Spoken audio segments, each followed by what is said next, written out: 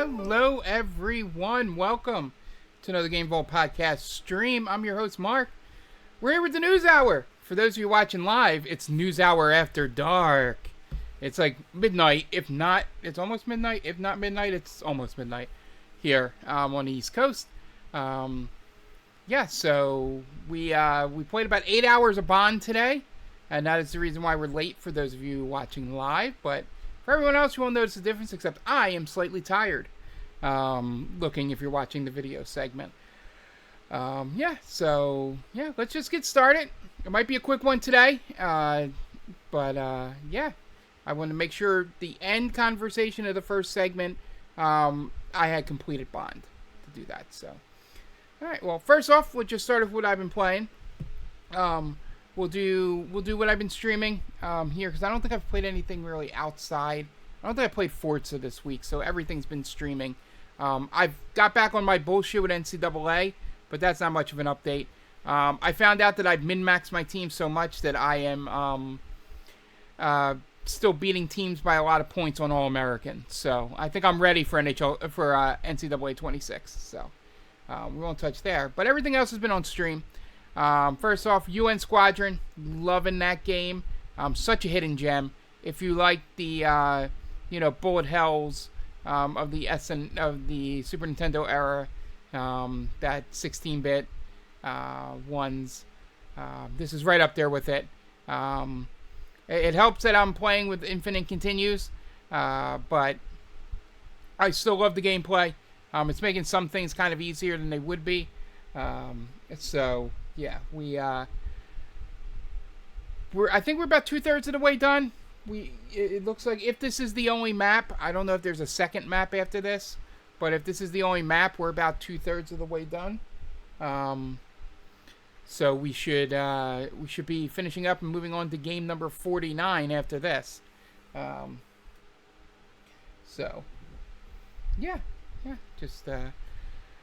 Just plugging right along. We're playing the top 50 Super Nintendo games of all time.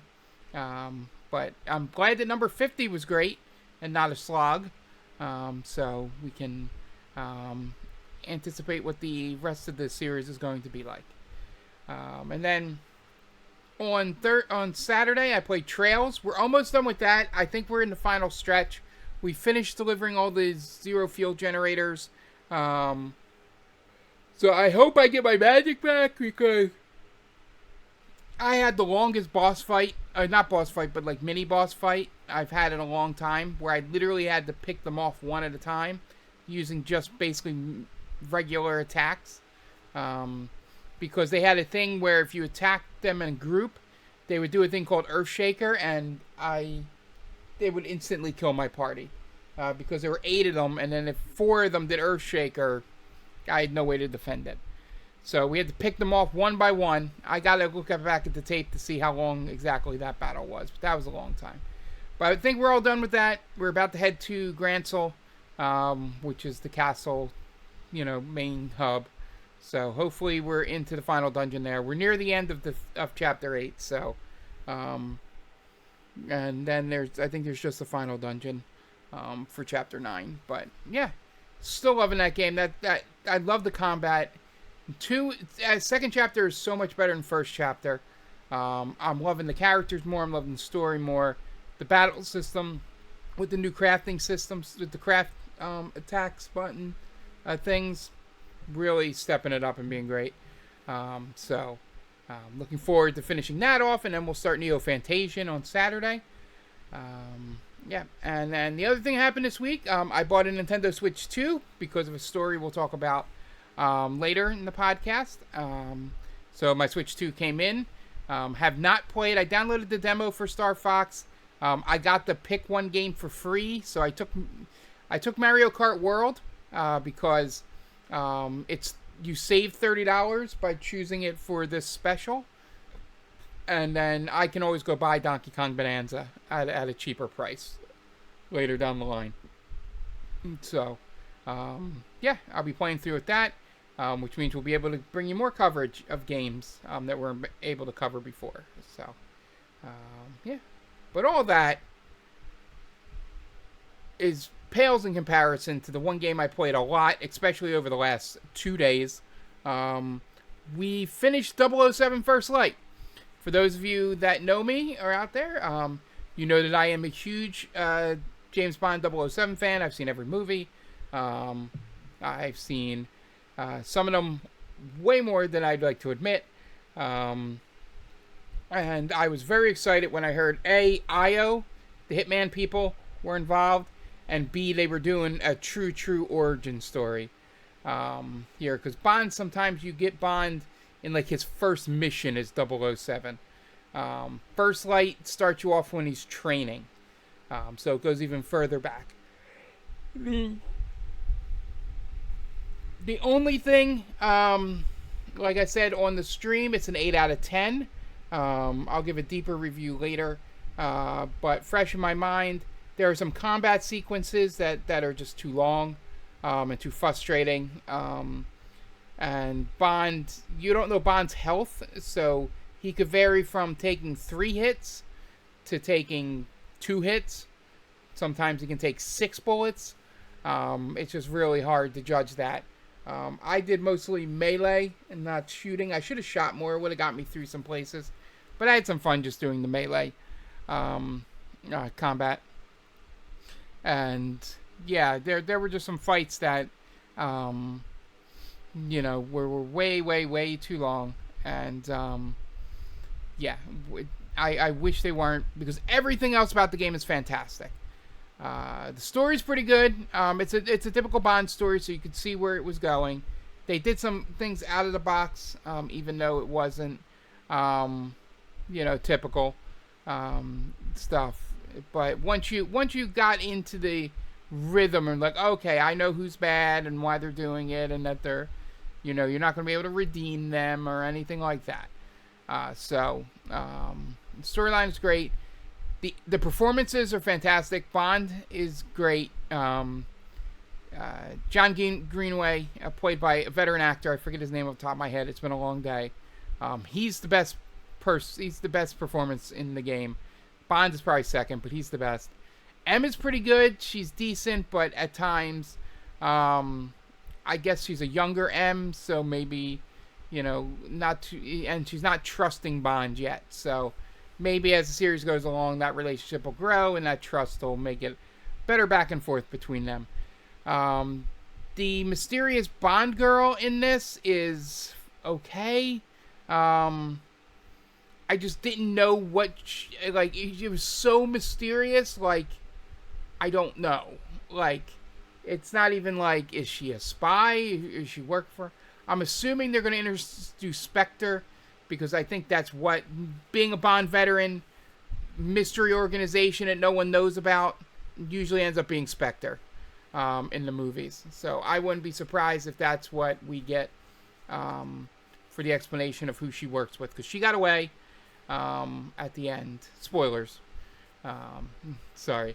At this point. But, yeah. So, performances are great. Not gonna, not spoiling much of the story in terms of where it goes and why she's there, but, yeah, it does lead to sequels. So I am ecstatic about that. And then, the actual, gadgets are pretty good. Sometimes it was just a little weird, when to use them in actual, I didn't think to use them in battle. I would just punch or shoot. I could have used, the rocket pen, and things like that you get, and to help me in battle, but I chose not to, and probably made things a little bit longer. But yeah, I love Q and the Q Lab. I haven't done the tax sim stuff yet. I'll report back on that.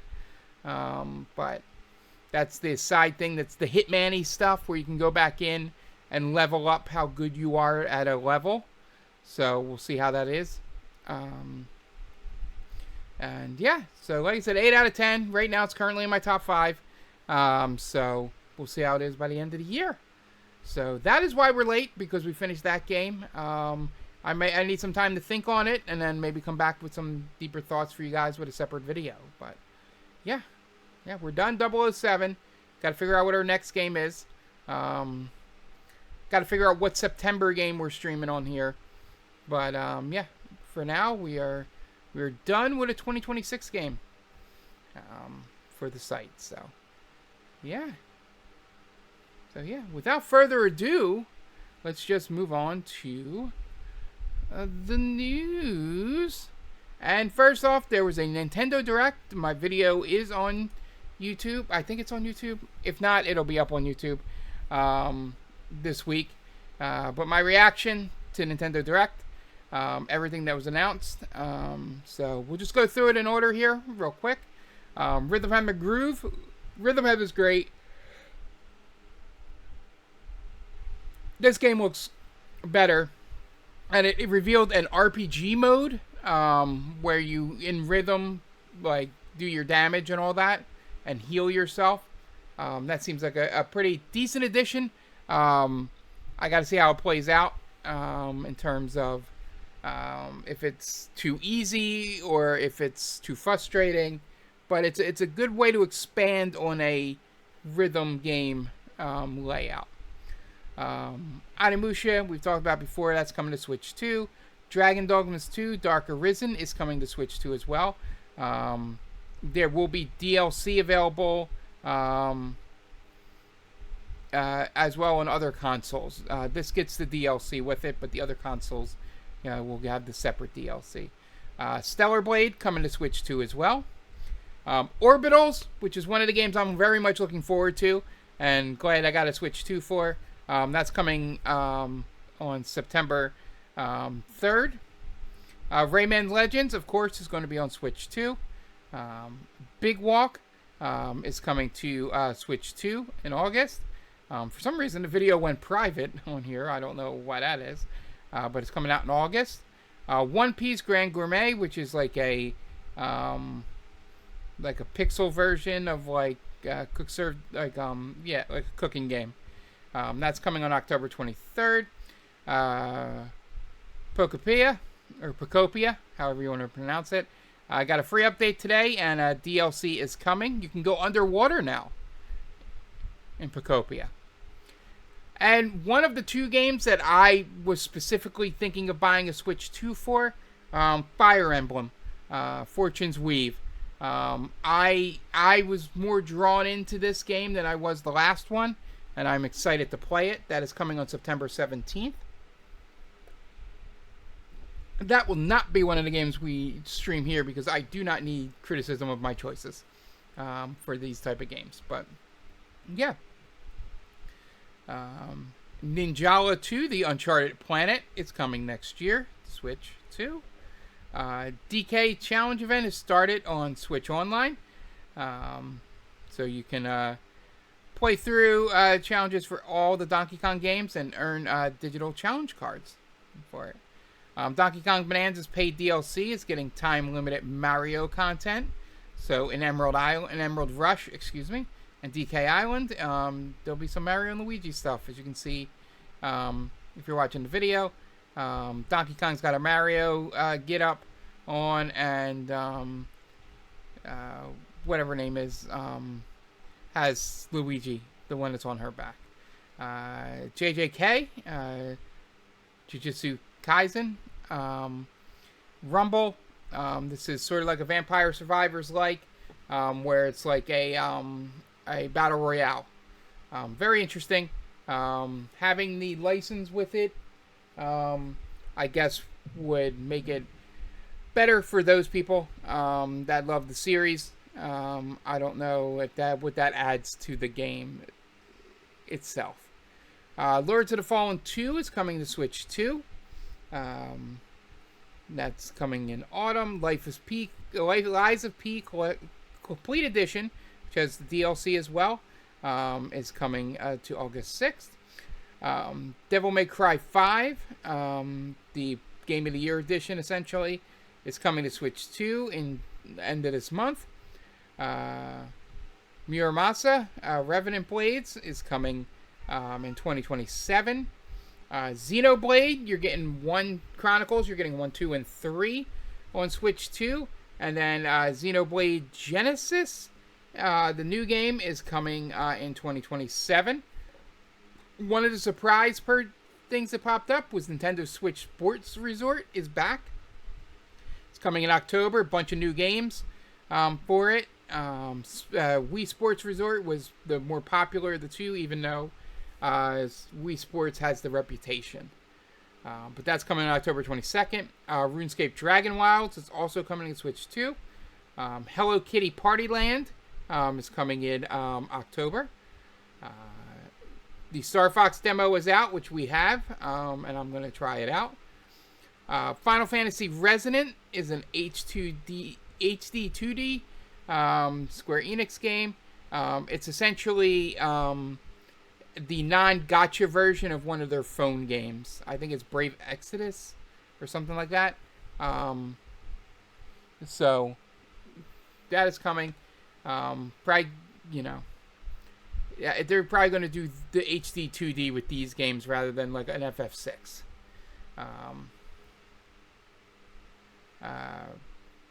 Pico Niku is coming new next year. The sequel is coming in 2027. Dragon Quest Monsters is also coming to Switch 2. Dustbloods is getting a closed network test coming up this summer. So you can check it out. It doesn't have a release date, but you can check out the network test. So I'm assuming it's coming sometime this year. Splatoon Raiders. Splatoon Raiders will be getting its own direct on June 30th. The game will release on July 23rd. Switch 2 Joy-Cons are getting a new color, blue and light yellow, for Splatoon Raiders. That's coming out alongside the game. Deltarune Chapter 5 is coming this month for Switch 2. Metaphor Refantazio is coming in November to Switch 2. Just realized that game is going to be 2 years since release, and we played through it on the channel. Or no, we played the what's it called? I forget the demo. We played the demo on stream. I don't think we played the full game on stream. That's coming in November 12th, as I said. Microsoft is Minecraft is getting a Switch 2 edition. And then they highlighted some games, that are coming. Most notably, Rise of Tomb Raider, Metal Gear Solid, Collection Volume 2, and Final Fantasy XIV Online is coming. Then the big block at the end. Kingdom Hearts, everything's coming out on Switch 2. All the weird, collections, and then a collection of just 1, 2, and 3 is coming. But that was all leading into the weird announcement of Kingdom Hearts 4 getting a bigger showcase on Switch, on the Nintendo Direct for Switch 2. Rather than on PlayStation or Xbox, they came out and put it on Switch 2, which was kind of crazy. And it will be day one on Switch 2. No delay on it. So, yeah, still don't have a release date or anything, but weird seeing it here. And then that led into the final announcement, which is The Legend of Zelda Ocarina of Time remake has been confirmed. There was only a brief tease of the engine. I like the way it looks. I like the way Link looks in the little tease. I'm glad. I want to see more of it in the future. So this is the reason I bought a Switch 2, is to be able to play this game later this year. So I am beyond excited about it. Yeah. So that was the Nintendo Direct. Like I said, if it's not already up, it will be up on our YouTube channel. My reaction to this, as this screen for Zelda, just the logo, was the only thing that I had seen going into the Direct. So I was surprised by the way it looked, and then also the Kingdom Hearts stuff. So, speaking of the Nintendo Direct, Nintendo fans will pay. New Fire Emblem confirmed to cost $80 boxed. The price point was revealed following Fire Emblem's Fortune's Weave Nintendo Direct appearance on Tuesday, and makes it one of the pricier games on Nintendo Switch 2. In the UK, the digital version for Fortune's Weave is already up for £58.99, which means the physical version will likely retail for about £67. Meanwhile, it's over $100 in both Canada and in Australia. It's worth noting that these prices are for standard editions. The premiums will probably be over $120. And then former Nintendo American marketer Kit Ellis commented, "Fire Emblem is $80 because Nintendo knows fans of the series are as diehard as they come, and they want the game physical, and they will pay the premium." He wrote, "The $120 special editions will sell out quickly, except the same approach for Xenoblade next year." And I'm assuming Ocarina of Time will get a similar, treatment for its premium editions. So, yep, it's starting. They're going to make the physical editions, as they announced, more expensive, so get ready for $80 physicals and $70 digitals. They already did it for Yoshi. It was $70 physical for that game. So, yeah. Looks like Nintendo is holding up its end of its word there. Next up, this is a PSA. It came out on Friday, so might have already been solved by now, but Xbox says some Forza Horizon 6 players are losing their save files, offers advice to prevent it. So I recommend looking up this article on Video Games Chronicle and any other place that says it if you aren't aware. I'm just going to read just the opening paragraph here. In a post on the official Forza support page, the game's development team says it's investigating an issue impacting some Forza Horizon 6 players where the game save progress may be lost or reset. As it continues to investigate the situation, it is advised that anyone who loses their save should immediately open a ticket on the Forza support website, which will let the team investigate the issue and improve the chances of the save being restored. Players who lose their save should also not start a new play session or create a new save until Forza support has reviewed their case, to avoid further issues. Xbox says updates are currently in the works to help improve these issues, and the PC version has already started rolling out these fixes through the game service client. The Xbox Series XS version will instead be getting a console system update to address the issue, which is set to start rolling out on Friday. Xbox has linked the information on how to force a system update once it is ready. So yeah, go check your Forza saves. Make sure you update the system first before doing that. Hopefully you're not affected. Moving on. Final Fantasy VII Remake's trilogy ending was mapped out from the start, and Hamaguchi says he's confident in it. Final Fantasy VII Revelation director Hamaguchi has said the ending to the trilogy has been planned since the beginning, and he's confident about how it will conclude.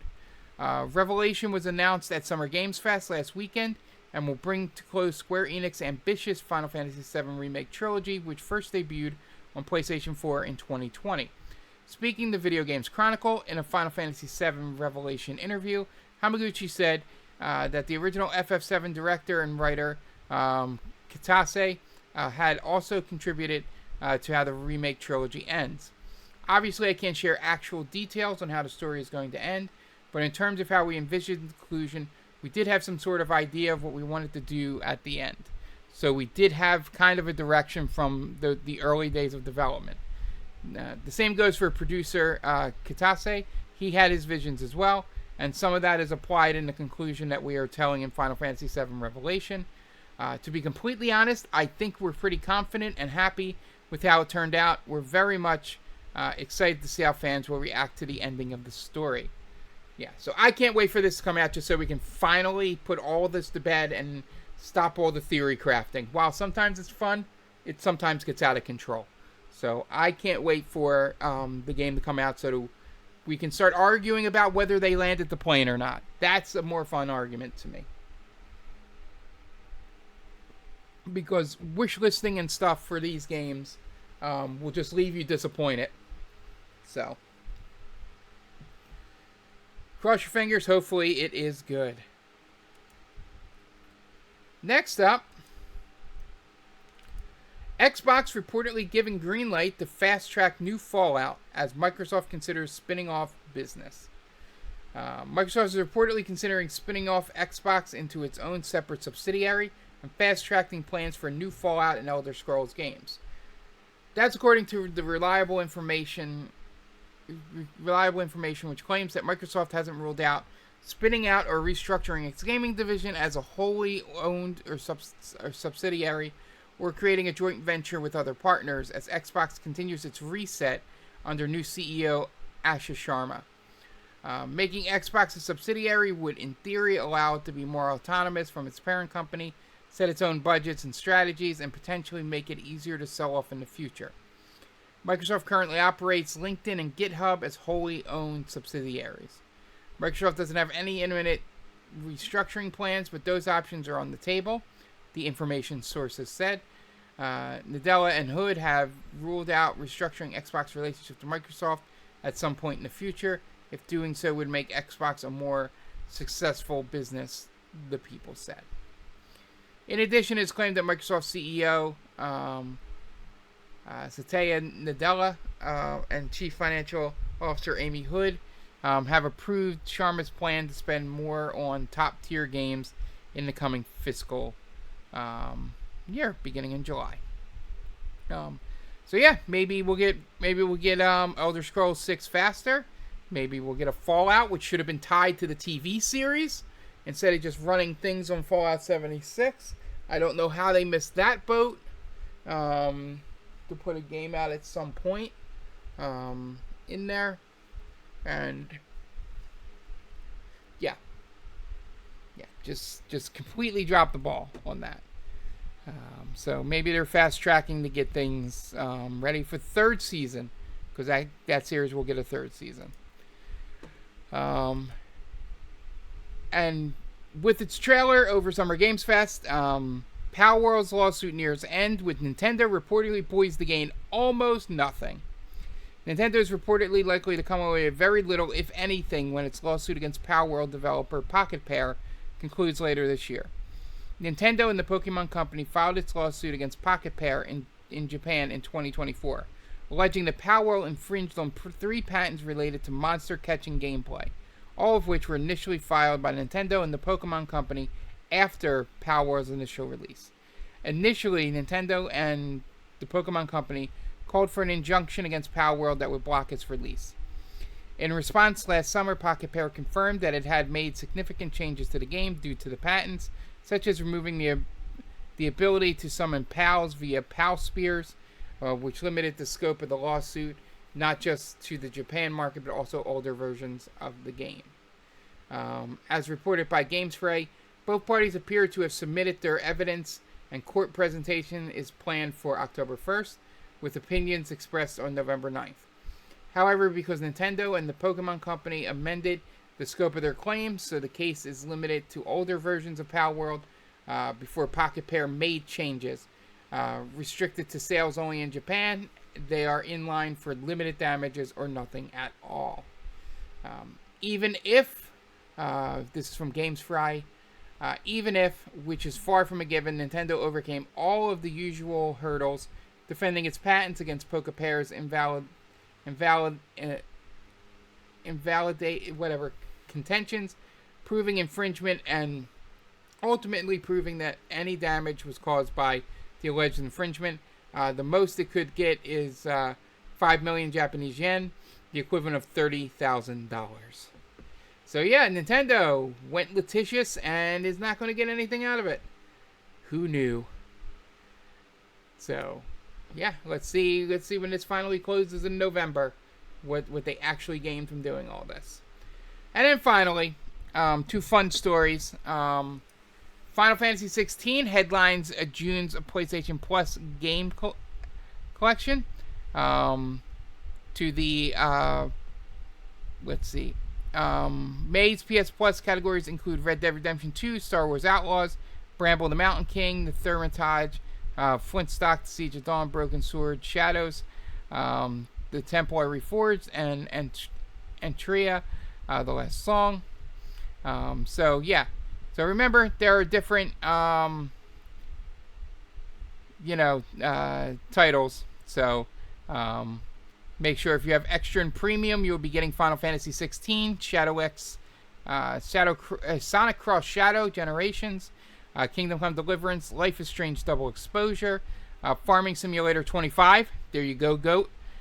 Blades of Fire, and Black Desert. And then just for premium, Gitaru Man, which was announced at the State of Play, is coming.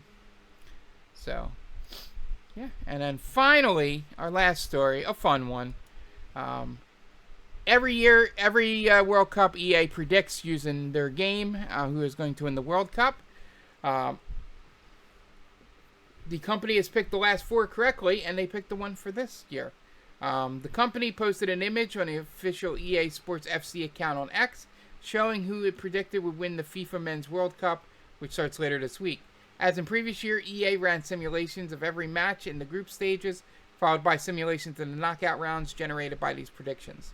After doing so, it is concluded that Spain will win the trophy for the second time in its history, the last time being back in 2010. Everyone has been making predictions on who will win the World Cup, so it would be understandable to dismiss EA's claims as an attempt to get extra publicity, especially during a tournament it no longer officially has the license for. What makes EA's claim particularly interesting, however, is that it has accurately predicted the last 4 World Cup winners in a row. In 2022, the publisher accurately predicted that Argentina would win the World Cup for the first time since 1986. In 2018, it correctly identified that France would win the tournament, while in 2014, it declared that Germany would win, which it promptly did. It also correctly guessed in 2010 that Spain would win the World Cup for the first time in its history, meaning its prediction that it will win again has a lot riding on it, because should it be wrong, it'll end a lengthy streak. Yeah, EA is less successful with their other games. Just to let you know. This is a pretty cool story because it does, they have been right the last 4, which is kind of crazy. So, alright, that'll do it for our shortened version of the news hour. That's only because I've been streaming a whole lot today and it is late. I just wanted to get something out to you to let you know some of the news. We have Podcast Prime coming in the middle of the week for like longer discussion stuff. You'll see there. I'll have a longer thoughts on 007 First Light. But yeah, so just want to make sure you guys got a podcast this week. It's a little news, a little down because of everything got announced. There'll probably be better stuff next week to talk about anyway. So thank you all for joining me. We'll be back tonight with UN Squadron, Thursday for Final Fantasy X, Saturday for Trails, and Sunday we'll be back here. Friday, I may do some demos. I got a whole bunch of demos I downloaded. I have the Star Fox demo on the Switch too. We'll just see where it goes from there. So, thank you all for joining me, and we will see you next time. Bye!